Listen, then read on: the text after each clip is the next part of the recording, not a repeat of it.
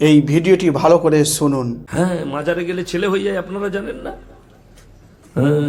ডাক্তারের ওষুধ অত কাজ করবে না। আমাদের মধ্যে অনেক মানুষ আছে না, মাজারে যাচ্ছে, গিয়ে মানত করছে, করছে কি করছে না, গিয়ে ছেলে চাইছে, চাইছে কি চাইছে না, চাইছে। আচ্ছা, আমাদের বাচ্চা কাচ্চা যদি না হয়, কোনো ব্যক্তি গেলে বাচ্চা কাচ্চা হয় না, ডাক্তার ডাকালাম হচ্ছে না, দোয়া করছে হচ্ছে না, কি করে ওলিদের মাজার যায়? আল্লাহওয়ালার মাজার গিয়ে বলছেন, আল্লাহ তোমার নেক বান্দার মাজারে এসেছি জিয়ারত করার জন্য, তোমার কাছে দোয়া করছি, তুমি আমার নসিবে যদি সন্তান থাকে, তুমি আমার দোয়াটা তোমার অলির ওসিলায় কবুল করে নাও, তুমি আমাকে একটা বাচ্চা দাও। কিন্তু বাচ্চা চাই কার কাজ? আল্লাহর কাজ। কথা বুঝছেন? এখন মৌলবি বলছে শিরিক, আল্লাহর কাছে যেতে হবে, মাজার যাওয়া যাবে না, কবরের কাছে যাওয়া যাবে না। বহরমপুরে দেখছি বউকে নিয়ে ডক্টর বাড়ি, আমি বললাম কি ব্যাপার গো ভাই? বলছে হুজুর বলিয়েন না, বিয়ে করা 10 বছর হয়ে গেল, বাচ্চা হয় না। তো আমি বললাম তুই তো বলছিস বাচ্চা হওয়ার জন্য না হয় আল্লাহর কাছে চাও, তো তুই ডক্টর বাড়ি কি করছিস রে? ডক্টরকে আল্লাহ বলছিস নাকি? বলছে না হুজুর, ডক্টরের বাড়ি এসছি আমি ওষুধ নিতে, বাচ্চা নিতে নয়। তো আমি বললাম অলিদের দরবার আমরা দোয়া নিতে যাই, বাচ্চা নিতে নয়। দোয়া নেওয়া যদি শিরিক হয়, তোর ওষুধ নেওয়া তো 36 বার শিরিক হবে।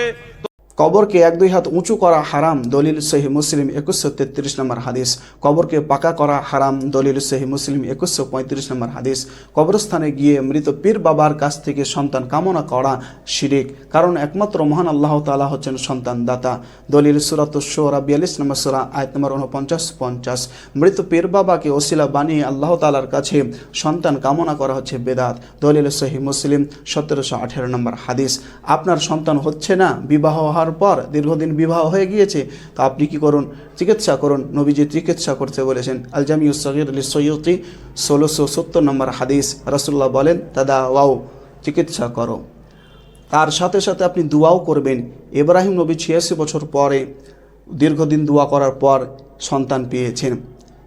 তারপর জাকারিয়া আলাইহিস সালাম, তিনি 120 বছর পরে সন্তান লাভ করেছেন দীর্ঘদিন দোয়া করার পরে। তারা কোনো মাজারে গিয়ে দোয়া করেনি, তারা কোনো মৃত পীর বাবাকে ওসিলা বানিয়ে দোয়া করেনি। অতএব যদি কোনো সমস্যা থেকে থাকে, চিকিৎসা করুন এবং তার সাথে সাথে দোয়া করুন। জাহাঙ্গীর ভণ্ড থেকে সাবধান থাকুন।